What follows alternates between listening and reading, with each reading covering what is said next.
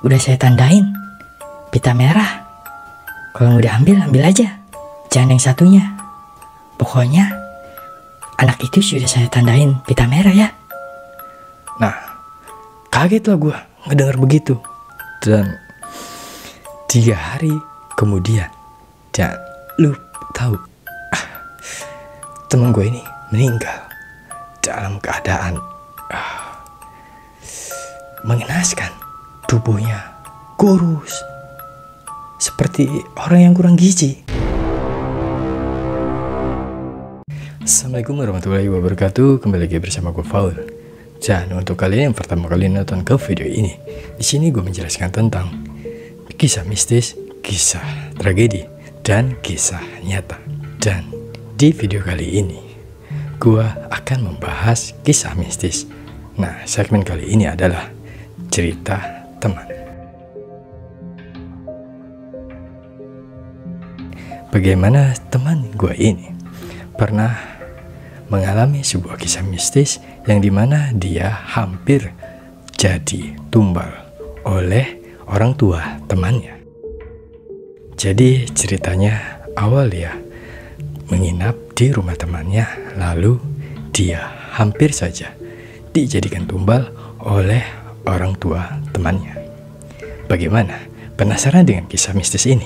Sebelum kita meneruskan ke videonya, jangan lupa klik tombol subscribe, like, dan komennya. Dan jangan lupa juga nyalakan lonceng notifikasinya agar kalian tidak ketinggalan video terbaru dari gua. Oke, di sini aja.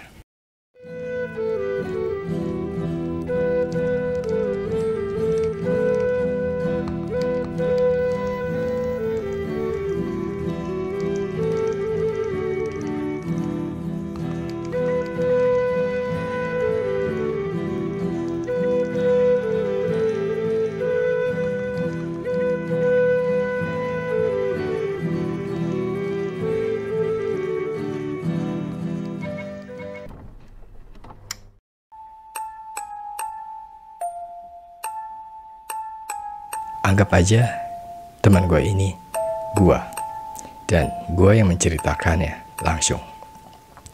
Jadi awalnya gue sekolah di salah satu SD kelas 5 SD. Dan awal gue sekolah kelas 5 SD itu, gue memiliki teman yang sangat akrab. Dan dia sering sekali izin menginap di rumah gue. Sebulan 2 bulan dia sering menginap di rumah gue. Lalu, singkat cerita, kita semakin akrab, dan gue juga akrab sama orang tua teman gue ini. Lalu, saking akrabnya gue sama teman gue ini, orang tuanya bilanglah ke teman gue ini, Dek, ajak dong si Paul ke rumah nginep. Masa kamu terus yang nginep di rumah si Paul? Ajak dong. Ajak ya kesini ya. Besok suruh nginep. Kan besok hari Minggu, jadi gak sekolah, libur. Nginep ya, ajak si Paul. Setelah temen gue disuruh orang tuanya ini suruh ajak gue nginep di rumah dia, terus besok hari Sabtu gue sekolah seperti biasa. Lalu teman gue nyamperin, Ul, suruh nginep lu ke rumah. Suruh ibu gue. Gak tahu, katanya gue mulai nginep di rumah lu. Lu nginep dong di rumah gue. Ibu gue juga nyuruh. Kan besok hari Minggu, nginep lah ya di rumah gue. Masuk gue mulu nginep di rumah lo. Nah, setelah dia bilang begitu, gue mengiyakan. Tapi sebelum gue mengiyakan, gue pulang dulu dan izin ke orang tua, dibolehkan atau tidak. Ya, mungkin lu juga pernah kali di zaman waktu kecil sering nginep di rumah teman. Tapi ini cerita yang menginapnya berbeda. Lalu, singkat cerita, pulang sekolah, gue janjian lah sama teman gue ini. Ya udah, gue pulang dulu ya, izin dulu sama orang tua gue. Gak enak, takut nyariin. Nanti gue ke rumah lu deh. Jadi rumah gue sama teman gue ini hanya beda 1 kampung. Jadi 1 kampung, 2 kampung, 3 kampung. Dihalangi 2 kampung aja, jadi deket lah. Setelah gue pulang ke rumah, gue izin sama bokap gue sama nyokap gue. Bu, aku mau nginep di rumah temen ya. Yang kemarin sering nginep, Iya bu, dia suruh aku nginep di rumahnya. Nggak tahu. Yaudah ya bu, aku boleh nggak nginep di rumah teman aku ini? Terus ibu gue bilang, Ya udah, hati-hati. Jangan bandel, jangan begadang. Walaupun besok hari libur, kamu jangan begadang ya. Kalau ada apa-apa, pulang aja. nah jadi feeling seorang ibu ini memang sangat kuat. Feeling bahwa anaknya takut kenapa-napa, dan kalau kenapa-napa mending pulang. Lalu kata bokap gue, Ya udah, bye-bye, jangan bandel di sono. lalu gue mengiyakan, iya pak, aku hari ini mau tidur di rumah temen ya. Ya udah sono, ngomong mulu. Bye-bye ya, jangan bandel. Nah, lalu gue pergilah ke rumah teman gue ini dan nyamperin ke rumahnya. Kala itu pukul 7 malam lah, pada Isya. Gue nyamper ke rumahnya lah. Anggap aja temen gue namanya Roni ya. Roni. Paul, kata ibunya nih. Lalu ibunya keluar. Paul, masuk. No, Roninya di dalam. Lagi makan, sekalian sana kamu makan. Udah makan belum? Akhirnya gue masuklah dan makan bareng sama teman gue ini. Lalu gue diajak teman gue ini bersepedahan. Tau lah, sepeda boncengan, satu sepeda muter-muter aja, muter-muter kampung, muter-muter main. Kala itu jam 9, gue dicariin lah sama orang tua temen gue itu. Ron, pulang, udah malam, tidur. Gak baik, anak kecil main malam-malam. Akhirnya gue pulang lah sama teman gue ini ke rumahnya. Dan setelah itu datang ke rumahnya, gue makan malam. Makan lagi nih sebelum tidur, nggak tahu kenapa teman gue ini ngajak makan.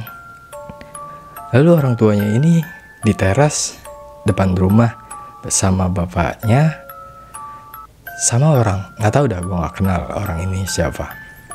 Dan lalu gue di kamar sama temen gue ini, si Roni. Gue di kamar si Roni tidur, tapi karena gue nggak pernah tidur di rumah orang ya, jadi gue itu susah tidur kalau di rumah orang. Suka gimana ya, perem ayam gitu, tidur ayam gitu. Mata merem tapi nggak tidur, masih sadar lah, belum tidur. Singkat cerita, di malam itu nih, orang tuanya itu masuk dan gue belum tidur, hanya merem aja. Si Roni ini temen gue udah tidur nyenyak lah, nggak tahu dah, nyenyak banget dia tidur sampai gue didiemin. Lalu orang tuanya ini masuk nih, si ibu nih masuk ke kamar si Roni. Lalu nggak tahu kenapa kaki gue diangkat nih sama ibunya si Roni, lalu diikat sama pita merah. Iya, diikat sama pita merah, ingat banget nih. Setelah diikat, gue bangun lah. Kaki gue apain diikat nih? Akhirnya gue iseng lah, karena masih kecil kali ya, iseng. Terus gue pindahin tuh pita sama temen gue nih yang lagi tidur nyenyak. Setelah dipindahin, gue masih tidur ayam gitu, merem tapi nggak tidur. Dan gue ngedenger orang tuanya ini lagi di teras sama orang yang gue nggak tahu, dia nggak kenal. Lalu si orang tuanya ini ngomong nih sama orang tua, dan gue jelas banget ngedengarnya. Noh, udah saya tandain pita merah. Kalau mau diambil, ambil aja, jangan yang satunya. Pokoknya anak itu sudah saya tandain pita merah ya. Nah, kaget lah gue ngedengar begitu, dan gue langsung bangun. Waduh, maksudnya apaan tuh ibu? Kok gue sampai begini? Akhirnya setelah lama kemudian, tiba-tiba temen gue itu bangun dan kakinya sambil diangkat sebelah, kayak ada yang narik lah kakinya sebelah. Terus dia bilang, takut, ampun, takut, ampun. Temen gue tuh, gue bingung lah ketika temen gue bereaksi seperti itu. Lalu orang tuanya itu datang dan masuk ke kamar. Dan lu tahu apa yang orang tuanya ini omong? Nggak tahu ngomong sama siapa. Karena di situ hanya ada orang tuanya dan orang tuanya ini bicara. Jangan bawa anak saya. Jangan, itu bukan. Lah, kok pitanya ada di anak saya? Jangan, ini anak saya. Jangan diambil. Dan gue hanya melongo melihat si ibu itu ngomong, pitanya ada di teman gue ini. Dan gue hanya kaget. Ya namanya anak kecil kan, itu pukul sebelum subuh lah, jam 3-an lah. Orang tuanya itu nangis sampai lusuh, keluar air matanya banyak banget. Dan gue hanya di pojok kasur, hanya ngeliatin, karena gue nggak ngerti apa-apa kan. Akhirnya di kala pagi gue pulang ke rumah, dan orang tuanya teman gue itu masa bodoh sama gue. Dan yang tadinya ramah sama gue, terus sering udah makan lapar apa belum, lapar apa enggak, terus yuk mandi, pokoknya ramah lah. Awalnya ramah, sekarang jadi cuek sama gue. Dan akhirnya jam 7 itu gue pulang lah ke rumah. Gue pulang, dan setelah sampai rumah gue ngobrol lah sama bokap gue kan. Bokap gue, "Pak, aku semalam tidur Pak di rumah teman, terus kaki aku diikat pita merah sama ibu teman aku Pak. Lalu teman aku minta ampun gitu, takut. Jangan begitu." Lalu bapak gue sudah tahu, nggak tahu udah tahu atau belum, tapi hanya jawabnya, Nah, kan, gue bilang juga apa lu? Ya udah, hati-hati. Untung bukan lu yang ditandain. "Iya Pak, tandanya untung aku pindahin." Iya, itu tumbal. Kamu tahu tumbal? Orang yang dipitain itu nanti bakal mati. Dan bapak gue itu bilang, dalam 3 hari pasti akan mati. Nah, gue gak tahu kan. Gue hanya kaget lah, karena masih kecil kan, penasaran. "Pak, kok temen aku bisa mati? Emang kenapa?" Iya, dalam jangka 3 hari. Dalam jangka 3 hari, kalau teman kamu hidup, itu hebat. Tapi ini kalau 3 hari, pasti bakalan mati. Ya udah, kamu jangan main lagi ke sana ya. Di rumah aja. Nah, 1 hari, 2 hari, gue masih di rumah aja tuh. Gak mau keluar karena takut lah, karena kejadian malam itu. Takut dan panik banget. Dan gak bisa terus terbayang. Terus terbayang. Dan gue di rumah terus. Makan, langsung ke kamar. Mandi, langsung di kamar. Ngapain di kamar aja dah. Gak main biasanya. Kalau gue keluyuran kan ke teman-teman tetangga. Dan gue di rumah aja. Dan gue gak tahu nih, ternyata bokap gue ini ke rumah teman gue, tapi hanya main aja lah. Gak tahu, gue juga gak tahu. Bokap gue gak cerita apa-apa. Dan 3 hari kemudian, dan lu tahu, teman gue ini meninggal dalam keadaan mengenaskan. Tubuhnya kurus, seperti orang yang kurang gizi, kayak yang gizi buruk. Nggak tahu dah itu. Badannya kurus, ya pokoknya badannya kurus lah, kayak tinggal tulang aja gitu, nggak ada kulitnya, nggak ada dagingnya. Setelah 3 hari 4 hari, orang tuanya ini pindah rumah ke kampung halamannya. Dan sampai di situ gue nggak tahu lagi nih kabar-kabar dari orang tua teman gue ini.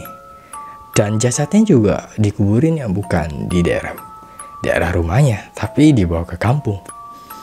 Dan ini sungguh sangat terbayang terus sama gue.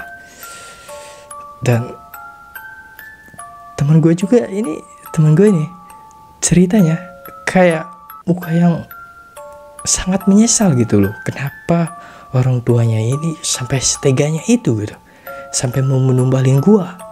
Kata teman gue ini yang sedang cerita dia ini yang hampir jadi tumbal.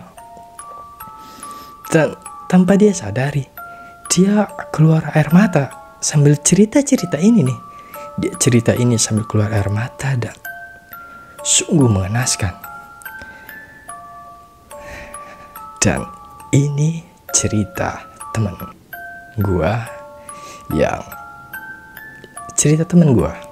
dan ini adalah cerita teman gua.